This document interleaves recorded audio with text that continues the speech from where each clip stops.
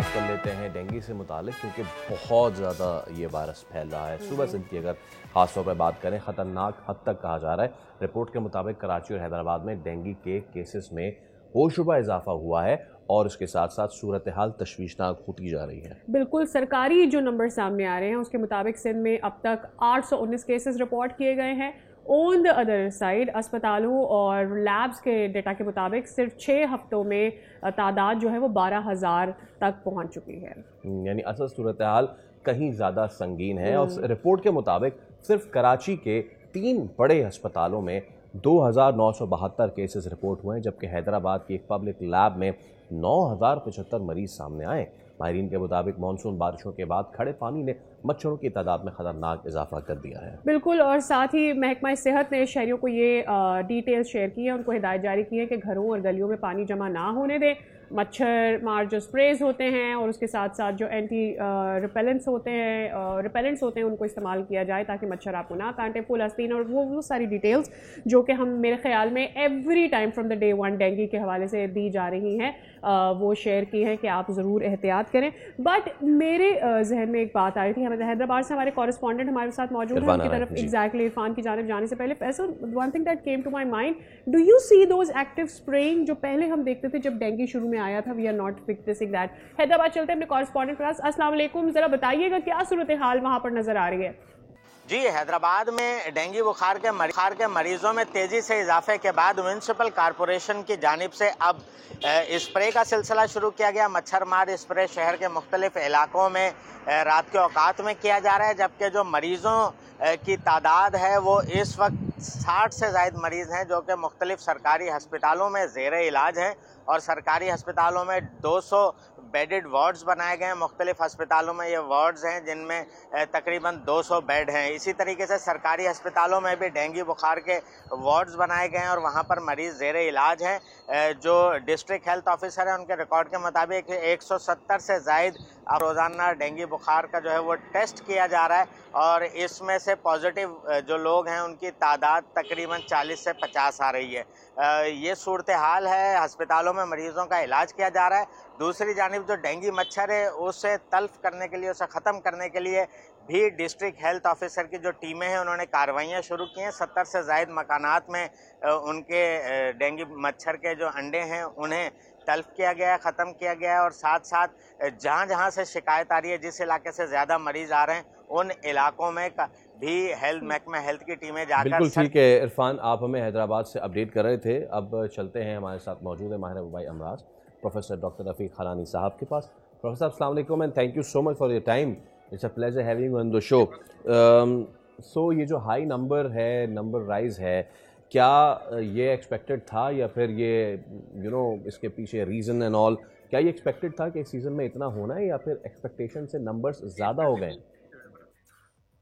اس دفعہ اتنی افیکٹو نظر بالکل نہیں آ رہی، اور چونکہ میں خود بھی کئی ایک لیبورٹریز کو رن کرتا ہوں کراچی میں، ہمارے پاس پازیٹیوٹی بہت زیادہ آ رہی ہے ڈینگی کی، لیکن ڈینگی کے ساتھ ساتھ چکن گنیا کے کیسز بھی آ رہے ہیں، اور بہت سارے مریضوں کی جو چکن گنیا کی کمپلینٹس ہیں، کیونکہ چکن گنیا کا ٹیسٹ جو ہے وہ اتنا افیکٹو نہیں ہے تو اس کی ہم پراپر ڈائگنوسس نہیں کر پاتے ہیں۔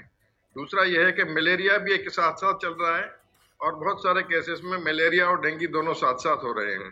سب سے امپورٹنٹ مسئلہ اس وقت یہ ہے کہ جو پہلے گورنمنٹ نے سرویلنس میکینزم ڈیولپ کیا تھا اور تمام لیبورٹریز سے اور ہاسپٹل سے رپورٹس کلیکٹ کرتے تھے تاکہ ہاٹ اسپاٹس آئیڈینٹیفائی ہو جائیں شہر میں، اور ان پرٹیکولر جگہوں پر جو ہے نا ٹارگیٹڈ ان کو اسپریئنگ کرنی پڑے گی، تب جا کر جو ہے نا چیزیں کنٹرول میں آئیں۔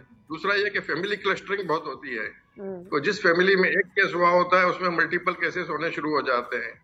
تو health education of the families جو ہے نا وہ ماس لیول پر ہونی چاہیے، تاکہ اگر کسی کو ڈینگی یا چکن گنیا کی علامات ہوں یا ملیریا کی علامات ہوں تو کم از کم لوگوں کو جو ان کی فیملی کے لوگ ہیں وہ محفوظ کر کے رکھیں اور اس کو تھوڑا سا الگ آئسولیٹڈ وے میں ٹریٹ کریں تاکہ مچھر سے ان کو نہ کاٹ سکیں، اور مچھر جب زیادہ وقت کے ساتھ ساتھ آپ کو لگتا ہے کہ کیا ہمارا رویہ بھی چینج ہوا ہے؟ جب ڈینگی شروع میں آیا تھا اور لوگوں کو اس بارے میں نہیں پتا تھا،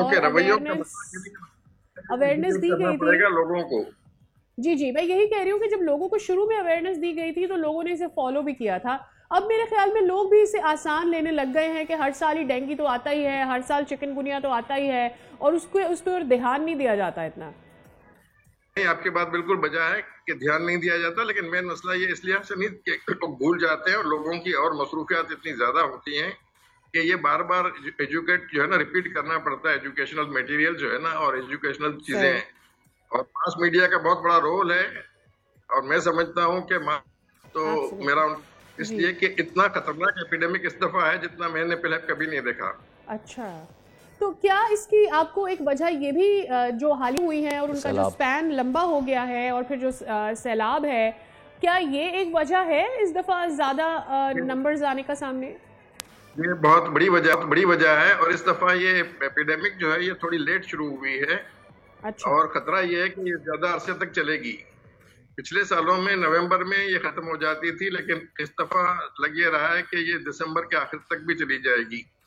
اس کے علاوہ یہ ہے کہ بہت سی جگہوں پر اس کی تشخیص کے اور پراپر علاج کے انتظامات نہیں ہیں. لہٰذا دوسرا یہ کہ اس میں بلڈ ڈونیشنز کی بہت زیادہ ضرورت پڑتی ہے, تو پبلک کو یہ بھی موٹیویٹ کرنے کی ضرورت ہے, چونکہ پلیٹلیٹس اور بلڈ کے کمپوننٹ کی شارٹیج جو ہے نا وہ مارکیٹ میں بہت ہے. تو اس کی وجہ سے بہت سارے لوگوں کو پراپر ٹریٹمنٹ بھی نہیں مل پا رہا.